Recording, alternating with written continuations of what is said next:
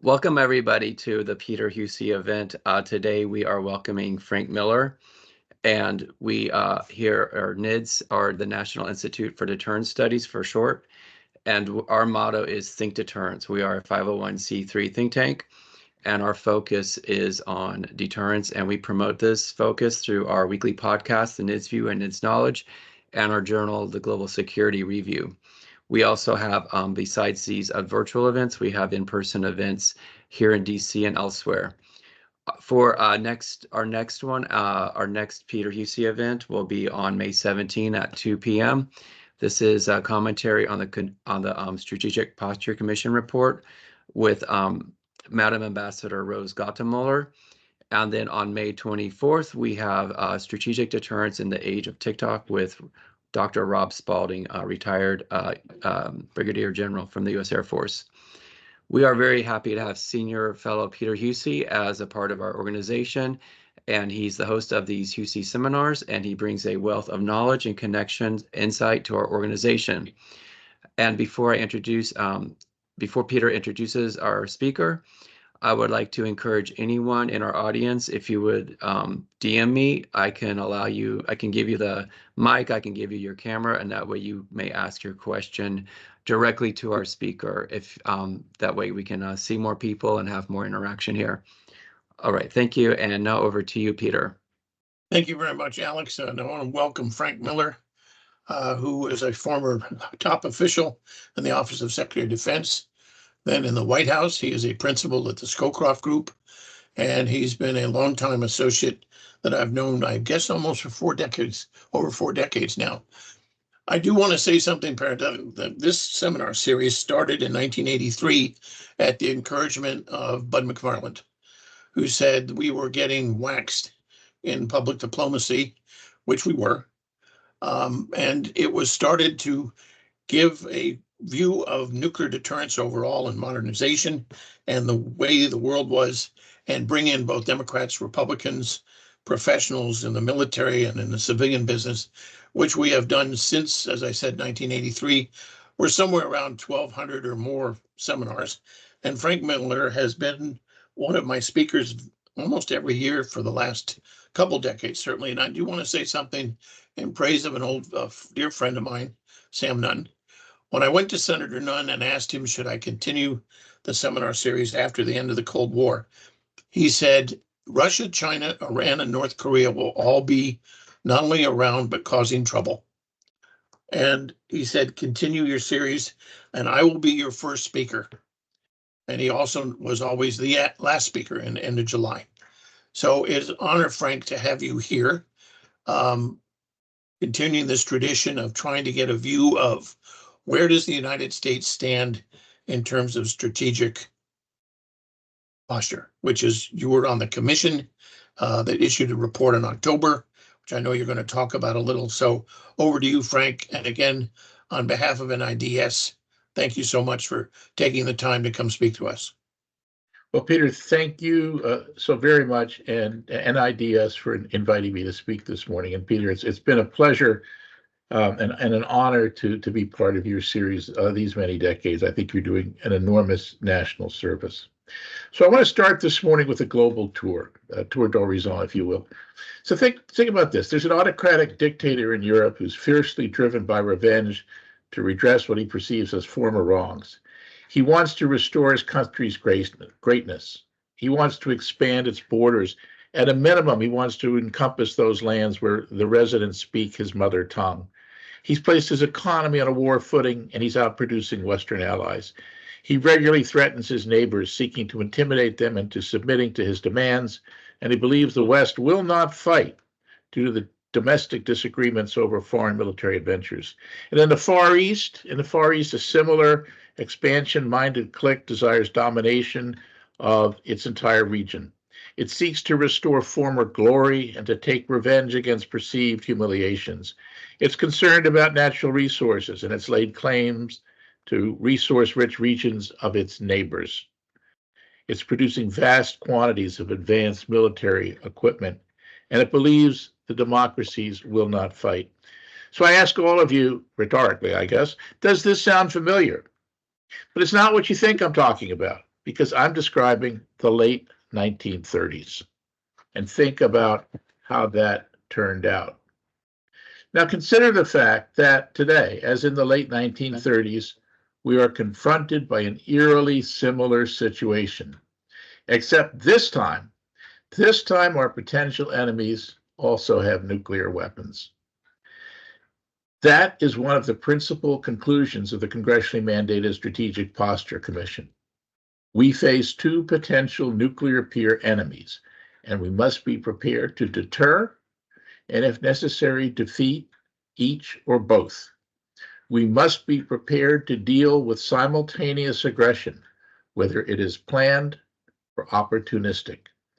And this requires a whole of government approach and a major shift in our defense strategy from fighting a one-front war to fighting a two-front war. I know that Madeline Creedon spoke with you just a short while ago, but nevertheless, I want to pause for a moment to say a few words about the commission before I proceed further. It was made up of 12 highly independent individuals with extremely different perspectives. It began its work by immersing itself in the intelligence about today's world, both through reading documents and then in-person meetings with members of the IC, with senior serving U.S. officials, and with allied officials. And at the outset, it seemed highly unlikely that we could produce a consensus report. But in fact, we did. And that's what makes the report so extremely powerful a statement. Finally, as Madeline told you, it was not a nuclear posture review. It was a strategic posture review, which meant we needed to take a very broad look at where America stands in the world, taking account not only of nuclear weapons, but of conventional, space, and cyber capabilities, the defense and nuclear weapons industrial base, allied relationships, and risk reduction measures. Taking all of that into account led us to state that the situation the United States faces today calls for urgent action across the whole of government. Now, the first thing we must do is to recognize how very real and how very serious the threat is. Vladimir Putin is a very dangerous man. He's an autocrat, a dictator, and a murderer. He has ruthlessly eliminated any political opposition to himself, any semblance of a collective leadership, and he runs Russia like Stalin did, with an iron fist. He has clear territorial ambitions outside Russia's current borders. He believes in recreating the Soviet Union and in absorbing into Russia those lands where Russophones reside. He places great faith in his nuclear forces, which he wields as a blunt instrument to seek to intimidate the West. He defies treaties and other international agreements. When we talk about deterring Russian aggression or Russian nuclear use, we're not talking about some ethereal Russian doctrine. We're talking about deterring him. He makes the major decisions. He is the one we need to convince that there will be penalties which he does not want to pay in response to his aggression. As Michael O'Hanlon and Caitlin Talmadge have written, Putin has, and I quote, a high tolerance for other people's pain, close quote. And he clearly believes in Lenin's dictum, probe with bayonets. If you find mush, you push. If you find steel, you withdraw. Half a world away, another dictator has similarly eliminated any rivals and has abandoned the collective leadership model China has followed since the death of Mao. He has ambitions on the natural resources of his neighbors. He uses armed force to exploit those resources while laying claim to their territory in defiance of international law. He asserts that the South China Sea is an inland Chinese lake, and he has directed a massive buildup, a breathtaking buildup, former Stratcom commander Chaz Richard called it, of Chinese military power in space, in cyber, and in conventional and nuclear forces. In a piece recently published in Foreign Affairs Online, the Carnegie scholar Tong Zhao, whose advice to U.S. policymakers about U.S. policy is not particularly useful, wrote the following, and I think it's spot on. I quote, "Aided by an expanded arsenal, China believes it can force Washington to overlook the fundamental differences between us, including escalating disputes over facts, norms, and values, and simply compel the United States to accept China as it is, respecting China's core interests as defined by Beijing." That is pretty stark. The commitments Xi's government makes, whether they are in respect to WTO rules or to stopping fentanyl flowing into the United States, are equally worthless. Both Putin and Xi are relentlessly using cyber to propagandize throughout the West and to interfere in free elections. Both are using hard and soft power to cultivate influence and advantage in Africa and South America. The world is a dangerous place. So what is incumbent on the United States as the indispensable leader of the free world, an anachronistic term, but nevertheless relevant? What is incumbent on the United States is to turn the mush into steel. And that is what the Strategic Posture Commission report was all about. First, we have to recognize the ugly danger of the twin threats facing us. Second, we need to rebuild our capability to do effective global public diplomacy. We need to be able to tell our story to allied and neutral populations, and we need to effectively rebut the malicious lies and propaganda spewing from Moscow and Beijing. We need the administration and our elected representatives to do likewise. We haven't done this since the Cold War, and we need to figure out how to do it again, and we need to have themes that are consistent across the whole of government.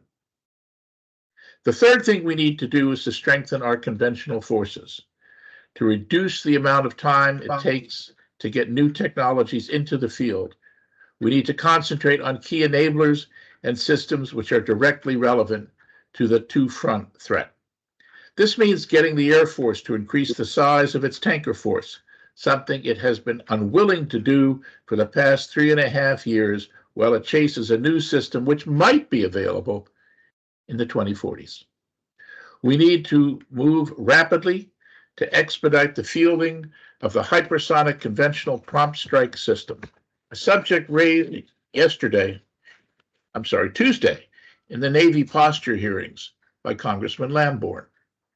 It is inconceivable to me that the Navy leadership has worried for over a decade about Russian A2AD, but that leadership is proceeding only leisurely to field a key system which can counter the threat. If we can't suppress A2AD, the number of surface combatants we have won't matter because they won't be able to get into the fight. If you read the Commission report, you will find those two capabilities, airlift, air tankers, and conventional prompt strike, called out for urgent action. The fourth thing we need to do is to strengthen the defense industrial base, the major weapons producers and their key suppliers. I applaud Undersecretary Bill LaPlante's publication of the Defense Industrial Base Strategy. It now deserves to be endorsed by the White House and put into action.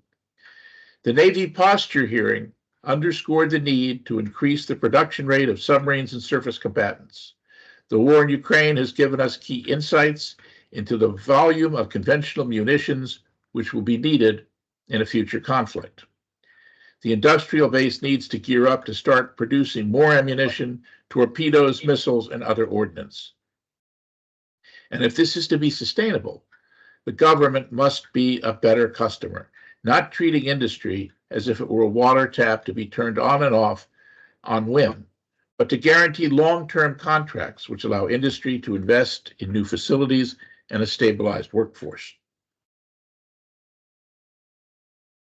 The Navy's decision to cut one of the two Virginia SSNs from the FY25 budget request is a major step backwards and sends all the wrong signals.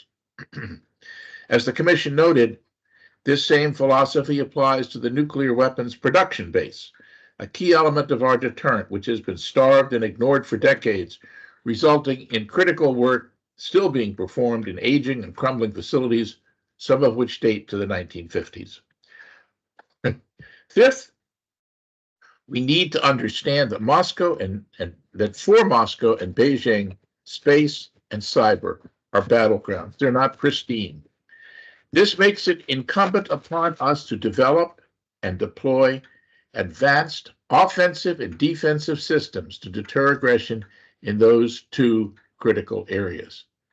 As an example, if you think the effects of war in space wouldn't be devastating for civilians, let alone for our military operations, consider what happens if the GPS system with its intricate timing mechanism is damaged or destroyed. No GPS, no mobile phones, no internet, no ATMs, in short, no modern life as we have come to know and live it. Sixth, taking a lesson from Moscow's war of attrition against Ukraine, we need to be able to blunt coercive ballistic and cruise missile attacks.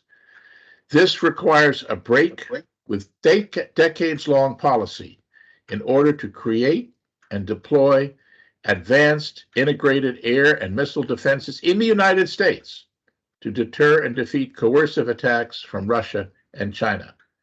And we need to assist our allies in doing the same. And I want to point out that's also in the consensus Congressional Posture Statement report.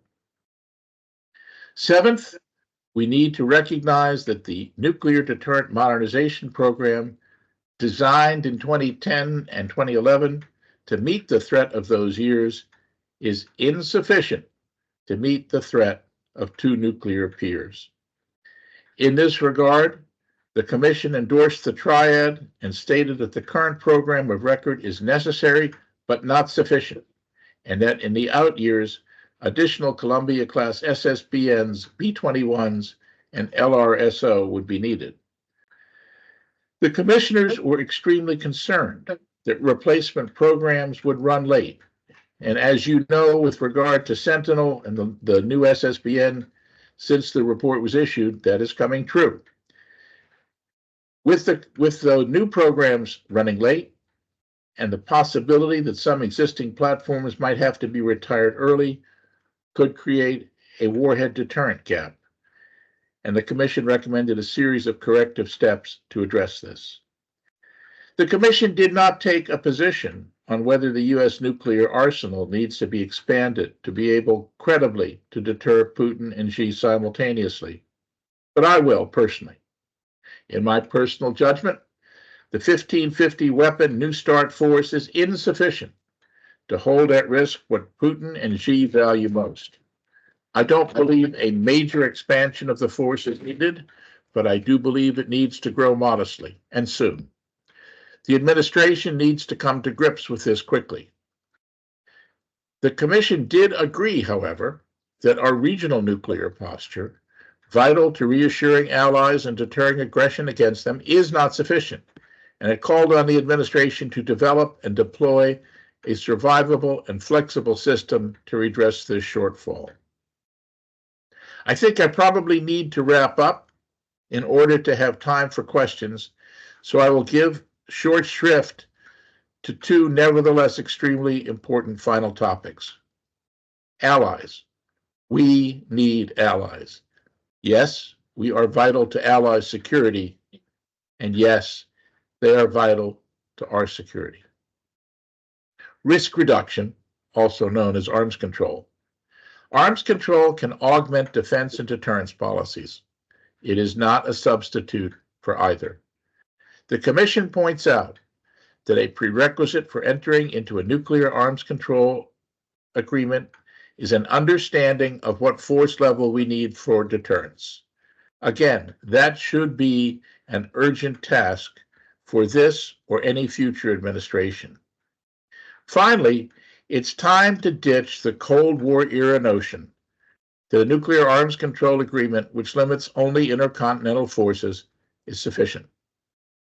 Any future agreement must limit all of the deployed nuclear weapons of the treaty parties, short and medium range, as well as intercontinental range.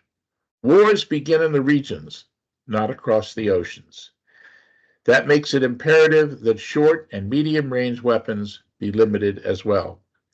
For some, this may create an optics problem, as the combined level of all nuclear weapons will exceed the intercontinental weapons tally many have become familiar with since the early 1990s. But better an optics problem than allowing critical nuclear weapons capabilities to go without limits.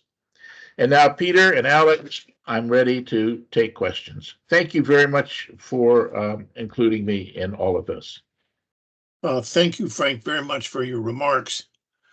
My first question is similar to a question I asked Madeline Creedon, the chair of the Foster Commission, and that is, some of your critics have said that the commission acted not just in haste, but they used the word panic, that they looked at the threat out there and didn't take enough time to say, well, how serious is this? Could you address that issue as to, if I understand it correctly, you received briefings from a good number of people in and out of the intelligence community, and that the view of the threat was unanimous within the commission. So would you address that?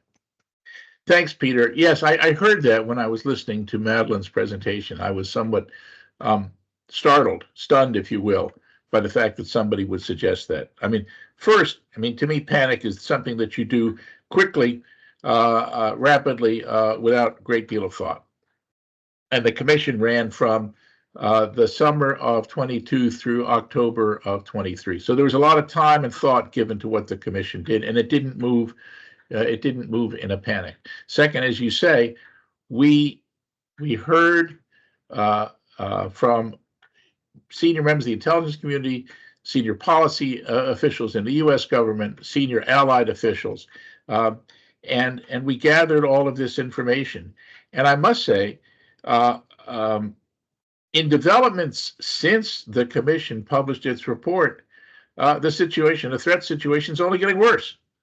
When you look at the latest thing, which Congressman Mike Turner put on the table, the Russians, Putin, threatening to violate his 10th nuclear arms agreement, putting the nuclear weapon in space. What are these people thinking? You look at the expansion of Chinese forces, the quote that I just read from the Carnegie researcher. These are real things that are happening every day. These are provocations which are occurring every day. The Chinese using force, using water cannons on Philippine ships. This is aggression. It's what happened in the 1930s. We're seeing this game being played again, and you can't understate the degree to which Xi and Putin have expansionist desires and commitments and have tried to build forces to accomplish all of that. So no, we did it. It's everything that's sort of the antithesis of a panic. This was a process. This was well considered, well thought out, and it was the subject of some quite interesting internal dynamics within the commission itself. As I said, we had 12 really diverse individuals, and so there was a lot of debate about where we were going and what this all meant. Quite the antithesis of a panic. This was well thought out. So that's a very long answer to your question, but I think it's important to say the notion that there was a panic is just nonsense. There's no nicer way to put it. It's nonsense. Let me follow up, Frank, with a gentleman who I know he attended a very large number of my seminars, and his William Hartung, and he now works for the Quincy, associated with the Quincy Institute. Yeah. He wrote a piece recently, and let me quote a sentence. From numbers of nuclear weapons to naval tonnage to numbers of modern combat aircraft, China lags far behind the United States. Its military is at best configured for a regional role, and much of what it possesses is more appropriate for defense than offense. Yeah. Well, how did the commission look at that issue? Well, I think the commission looked at that issue as far as what Chinese strategy was all about. And Chinese strategy is all about dominating the South, the Asian maritime area. I mean, if we don't care that China has a right of review over the policies of our allies in Japan, South Korea, Australia, and Taiwan, that it controls shipping through the South China Sea. Sure, that's a regional problem, but all of those things are of vital interest to the United States of America. China wants to reshape the international order so that it serves China's interests. The United States is trying to preserve the global international rules-based regime for the benefit of all of our allies and indeed all of the nations in Asia. So the notion, I mean, Hartong's right, it's regional. Does regional matter? You bet it does. Regional is a big deal. And I mean, really, that's why, excuse me, just to follow up the historical footnote, it was to be a regional force. It was to dominate the region that the Japanese military clique started World War II. Was that in our interest? No. That kind of domination of the South Pacific and the Pacific Ocean was not in our interest. So yes, it was regional and it's of vital interest to the United States. Let me follow up with an issue you and I have talked about, and it's often misunderstood. And I have to say, because the way in which we look at overall nuclear balance is numbers. Chris Yaw at the University of Nebraska is an extraordinary talented analyst, and he has laid out, given what China and Russia currently have building or have built in the force or under construction, they can have 10,000 nuclear warheads on theater and strategic systems by 2035. You have noted that we don't have to match warhead for warhead. But then the question comes, what should we match? What is it we want to hold at risk? And you and I have talked about this, but I think people have to understand whether or not they have X number of warheads or not is deterrence requires you to hold at risk what they value. So could you walk through that for us as to what it is, particularly what the commission think, but how do you think about it as well? Because you have addressed the issue of we need more capability. So thank you for that. The commission did ask the IC pointedly, does the canonical U.S. approach, canonical since the late 70s, of holding at risk what enemy leaderships value, which in this case means what Xi and Putin value, does that still hold? Does it still mean that to deter these two dictators, do we need to hold at risk their own government regime, the support structure, the secret police and intelligence services that keep them in place, the key elements of their military and the war supporting industry? Does that matter? And the answer was yes. And that's in the commission report. It's very clearly in the commission report, the consensus commission report, that we need to hold at risk the Russian and Chinese, what they value. Why is that? That is to say, if they start a war, and if the war goes nuclear, at the end of the day, they're going to be deprived of everything that they wanted to have to dominate the post-war world. I mean, Harold Brown and Cap Weinberg and all the rest, there are no winners in a nuclear war, but they're not going to win either. And so the question for them is it worth risking everything, Mother Russia and the Chinese regime since 1945, is it worth risking all of that, the destruction of all of that, the breakup of those countries into little regional spheres, little provinces here and there? Is it worth attacking our interests and our allies' interests? And so I think what we need to do is to be able to credibly cover both sets of targets, those assets of key value to Xi and Putin. And we currently don't have enough because we weren't planning to do it simultaneously. I believe that, given a long background in targeting policy, that a modest addition to our force would allow us to do that.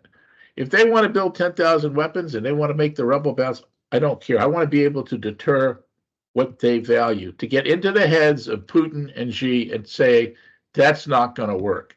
And I think, two other points on this. One, I've twice written articles talking about arms control in the future, and I gave a number of 3,000 to 3,500. And people have jumped on that and said, oh, Miller wants to have a U.S. force of 3,000 to 3,500 nuclear weapons. They didn't read very carefully. Actually, the first Wall Street Journal article I did do that, but more recently in The Economist. The point is, if you take 1,550 from New START and 2,000 Russian tactical nuclear weapons, that's 3,500. If you were to do an arms control agreement today that got all deployed Russian nuclear weapons, your ceiling is 3,500. You got to work down from that. But that's the first thing. The second thing is, I recently read an article, maybe even this morning, that said the commission called for counter-force targeting, whatever that means. To most people, that's sort of a dog whistle for nuclear warfighting. That's not what it called for. It called for holding at risk what the leadership values, because it's Putin and Xi who make the decision to go to war. It's Putin and Xi who make the decision to use nuclear weapons. All of this stuff about doctrine, that's interesting. I mean, it's great for researchers to look at. At the end of the day, it's what's going on in Putin's head and in Xi's head, and that's where our message needs to land. Frank, let me ask you a question that two questioners, guests from Australia and Finland, asked this question of what is their role in overall deterrence, particularly as one is a member of NATO, a new member, right, and another, Australia, is part of a coalition of Australia, Republic of Korea, Japan, United States, and so forth. They don't have nuclear weapons. There is, I'll get to what Macron is doing in Europe because I want your insight on this. But the question is, what should their role be in overall deterrence, particularly with respect to the nuclear equation? Thank you. So first, as far as Finland's concerned, I just, thank you, Vladimir Putin, for causing Finland and Sweden to abandon their policies of neutrality and to join the NATO alliance. The military forces that they have are highly capable and add to NATO's military capability and their geographic position. Oh my gosh. I mean, now you talk about NATO geography and its ability to control the North. That is of great value. Finland contributes to the conventional deterrent. The conventional deterrent stops conventional aggression. If no conventional aggression, no nuclear aggression. That's part of it. There is a further step that the people have been thinking about regarding whether or not the Finnish Air Force or the Polish Air Force or other NATO air forces should take part in the dual capable aircraft mission. My reaction to that is there are ways to do that. I don't think, and Eric Edelman and I have written on this, I don't think that building new nuclear weapons storage sites in Poland or in Finland or any place else is the right thing to do. For one thing, the Air Force will hate it. The Air Force doesn't want to spend infrastructure funds on nuclear weapons facilities in Poland. And even for me, that would be a highly escalatory thing to do. But you can take Polish pilots and Finnish pilots who are flying F-35s and incorporate them into existing NATO squadrons and have them learn how to do deterrence and have their airplanes have Finnish or Polish flashes on the wings so everybody knows that they're involved in the deterrent. And Eric and I go into that in our article to quite some detail. So there are ways that they can play in the nuclear deterrent as well. In the Pacific, again, nuclear war doesn't just happen. Xi's not going to wake up one day and say, let's use a nuclear weapon to attack the United States and its allies. It's a continued push against us and the belief that we're going to keep backing off.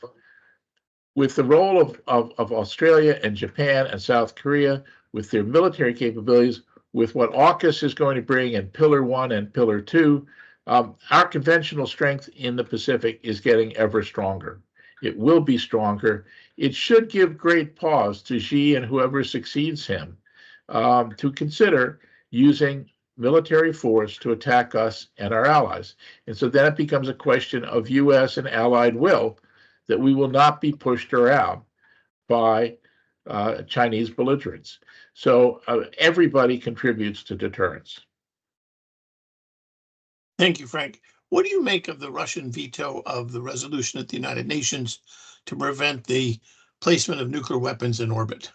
But why would you veto such a proposal, which is consistent with the Outer Space Treaty, which Russia has signed, if you weren't planning to do that? You know, I mean, this is so transparent. They got caught doing something illegal, not for the first time. I mean, you know, they're using chemical weapons in Ukraine. Gosh, they're members of the conventional weapon. I mean, the Chemical Weapons Convention. They covertly violated the INF Treaty. I mean, it was deeply unfortunate that President Trump said, we're getting out of the INF Treaty, rather than saying Russia has destroyed it, it no longer exists, therefore we're not bound by it. But they did it. I mean, there was a black program in Russia that developed a cruise missile system that violated the treaty. So, you know, why would Russia veto a resolution against putting nuclear weapons in space? I'm stunned. I'm just stunned. I have another question. I've alluded to it, and one of our questioners has also references it. President Macron of France has said that he would like to put French nuclear weapons in European countries that have nuclear weapons, which would be Britain, or countries that have nuclear weapons that are owned by the United States, but station them in those countries, which again is England. It also previously has been Germany, Italy, the Netherlands, and Turkey. Yeah. I'm not privy to where we have them now, but I understand we have a couple hundred gravity bombs.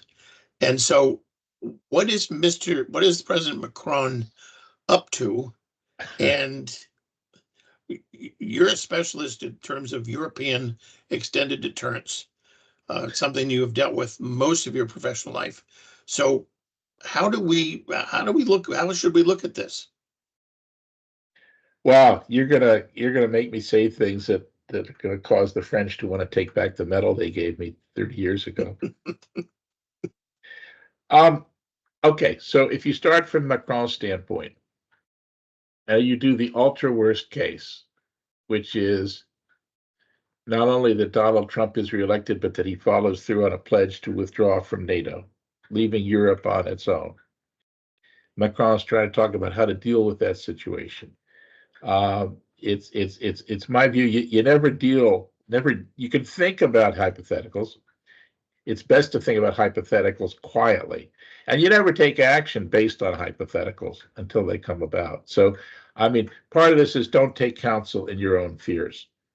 The second part is that French governments have traditionally sought to place Paris as sort of the center of European policy making. You know, France withdrew from NATO's integrated military structure under President de Gaulle, didn't join until I guess until the Clinton administration, didn't rejoin. So let me say up front that the French armed forces are highly capable and have great kit, and I admire them. And let me say that France has an admirable nuclear force, which is well suited to deter nuclear and major conventional attacks on France itself. I do not believe that the French armed forces have the capability to replace the U.S. Military in leading a combined European force. And, French nuclear policy, and this has been kicked around for decades and decades, is that the French force exists to deter attack on France. And previous French administrations have flirted with the notion. I mean, it was when way back in the 80s they had developed a medium range nuclear-tipped ballistic missile, mobile ballistic missile, tactical missile called the Hades.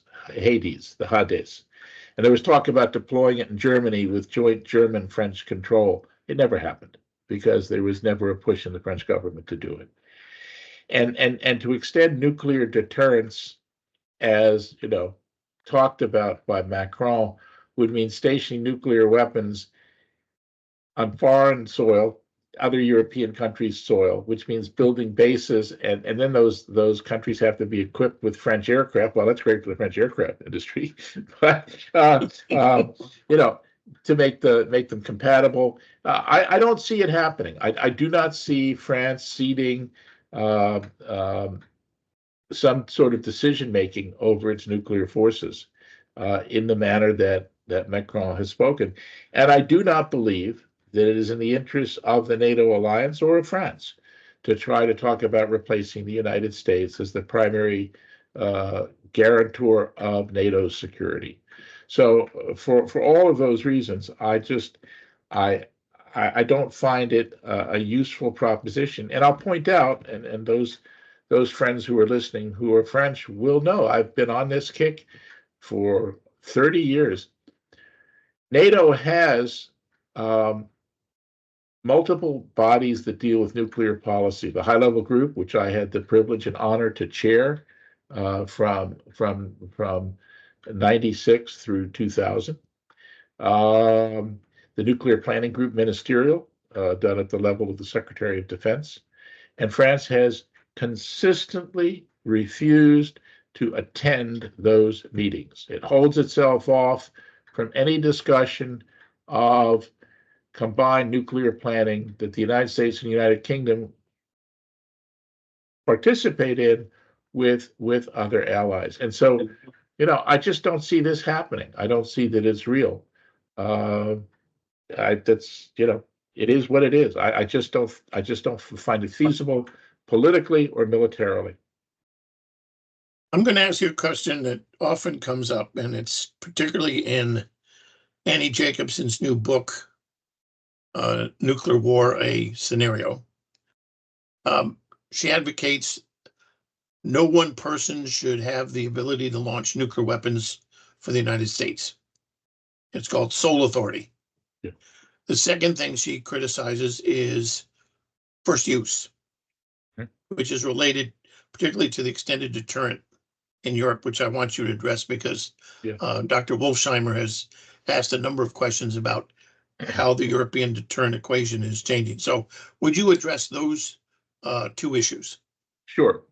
I mean, the first thing is go back to the very beginnings of NATO. NATO was all about preventing a Soviet conventional attack on Europe and devastating Europe for the third time in a century, World War I and World War II.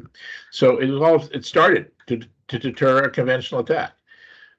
It morphed into deterring a conventional and nuclear attack. It's all about preventing war. It's all about getting into the head of Putin and saying, don't do that. Do not carry out massive aggression against the alliance because the results will be counterproductive for you. And the nuclear weapon plays a role in that. But the nuclear weapon has also helped prevent conventional aggression for 75 years.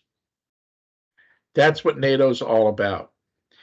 So this question of first use, this notion that we're on a hair trigger or something like that, is just a red herring.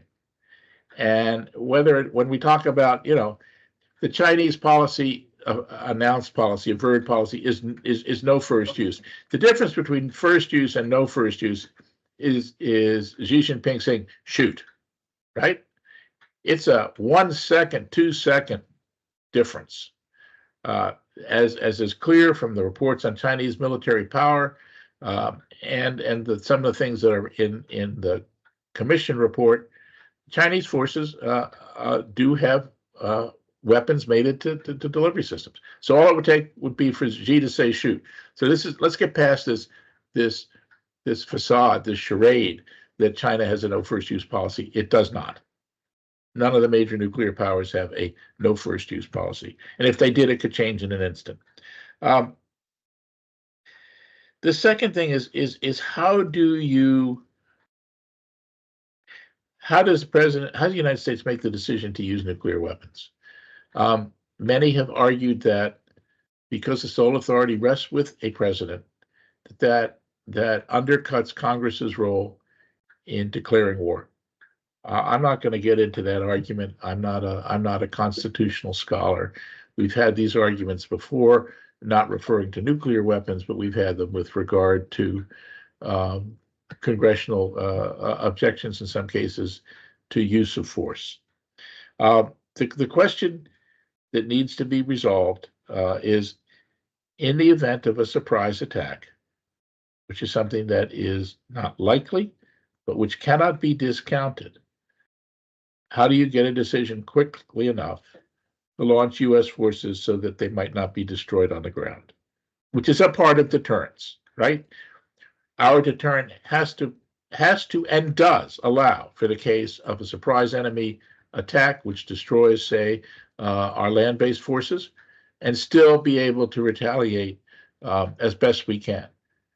We don't rely on launch under attack, but it is an element of our deterrent.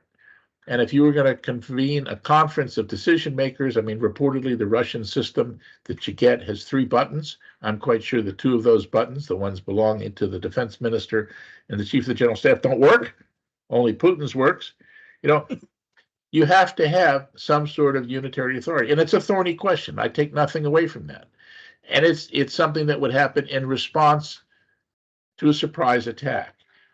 In a situation where you have a scenario where there's a conventional war, where things don't happen like a bolt out of the blue, there would be lots of consultations, although the president would still have sole responsibility. So I leave it to others to come up with a scheme that would deter a surprise attack by providing for a prompt response. I'm not smart enough to come up with an answer to that other than the current system. But I think the book that you described, we go through this cycle every 10 years or so where the world's going to end and it's all the fault of the U.S. deterrent. Well, again, since 1945, the world has seen the longest period of peace, that is to say, no war, no overt war between the major powers, almost in history.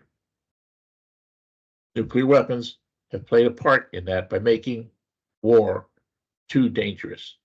And so to all of these people who want to get rid of nuclear weapons, go back and learn history. Nobody wants to learn history anymore, but that's another story. Don't get me started on that rant. Understood.